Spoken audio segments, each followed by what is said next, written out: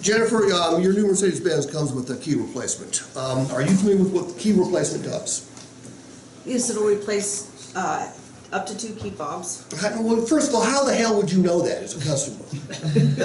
Oh, are we reversing? Yeah, you're a customer. Sorry. I didn't know either. I was like, wait a second. You didn't make that clear. All right, you're the customer.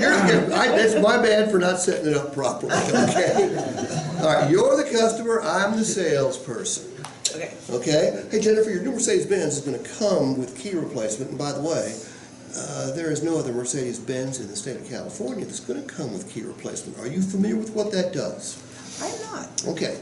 You know, Mercedes-Benz has got a great warranty, but what they don't warrant are the keys. Should you lose a key, should you run a key through a washing machine, should the fob fail to work, Mercedes-Benz is not going to pay to replace that.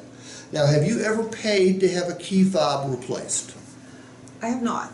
Okay, have you ever lost a key fob? I did, and I got a quote, and I didn't replace it. Okay, what was the quote?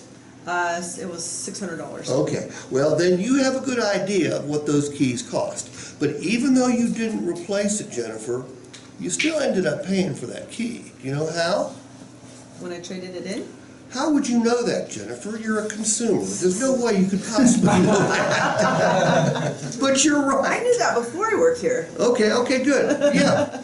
If you... Because they always ask for 2 keys. Your car is worth more with 2 keys than it is with 1 key, so you understand that. Now, here's how the key replacement is going to work.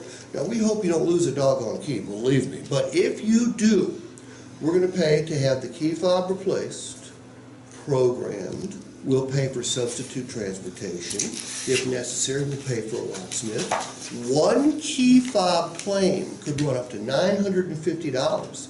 And if you lose an entire key ring, we'll throw in another $200 for other keys on your key ring.